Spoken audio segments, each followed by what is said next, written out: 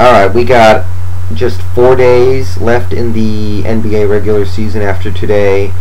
So we're almost done, and I'm just going to do my awards right here, right now. Here's what I got.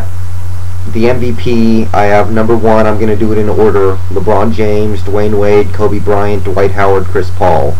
That's my top 5 in that order. James, Wade, Bryant, Howard, Paul. I also have my NBA All-NBA first team. I have the lineup here a little weird. Follow me here. Chris Paul, Dwayne Wade, Kobe Bryant, LeBron James, and Dwight Howard. So I have 3 guards, and I have LeBron James playing power forward. He can do that. He does that sometimes in Cleveland. So it's a small lineup, but I'm telling you, I think Paul, Wade, and Bryant all deserve to be NBA first team over any other forward in the league. I mean, until recently it was Tim Duncan, but Tim Duncan has just been struggling lately, so I don't know about that anymore. So I have 3 guards on my All-NBA first team. Second team, Deron Williams, Brandon Roy, Kevin Durant, Pau Gasol, Yao Ming. Pau Gasol has won me over by me just watching him play. Whenever I watch Pau Gasol play, it's just fantastic. I really enjoy watching that play. So that's the second team. That's a balanced lineup. Deron, Brandon Roy, Kevin Durant, Pau Gasol, Yao Ming. All-NBA third team, Tony Parker, Vince Carter. Vince Carter's actually had a pretty nice season in New Jersey, so I want to throw him in there. Paul Pierce, Dirk Nowitzki, and I have a power forward playing center for my third team, Tim Duncan. So that's Parker, Carter, Pierce, Nowitzki, and Duncan playing center.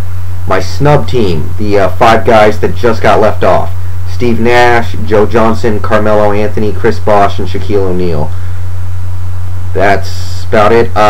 Rookie of the Year, I have Derrick Rose in first. I think Derrick Rose is going to be great. I have Brook Lopez in second. Brook Lopez has been real nice for the Nets. And Russell Westbrook third. And, you know, Westbrook really isn't a point guard. They're trying to make him play point guard. Hopefully that'll change soon because he's a shooting guard.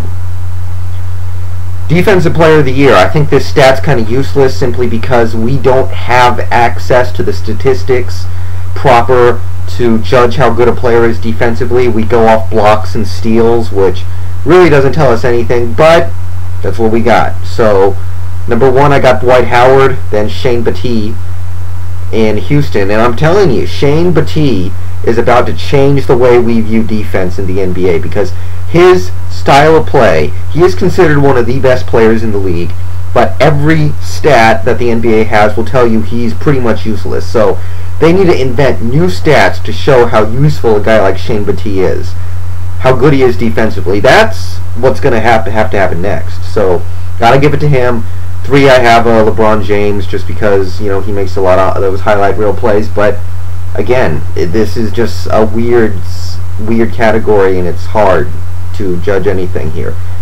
6th Man of the Year, I have Jason Terry number 1, but right behind him, and there's the opportunity for this to switch, is J.R. Smith out in Denver, and Nate Robinson of the Knicks is 3rd.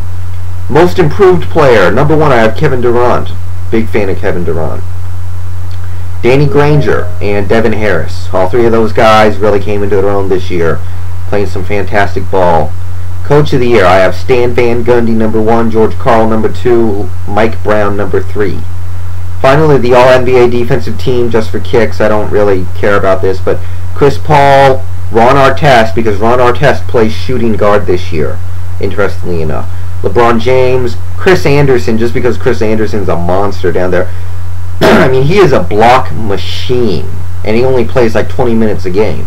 It's ridiculous. And Dwight Howard at center. That's about it. Just wanted to throw all that stuff out there. See you guys later.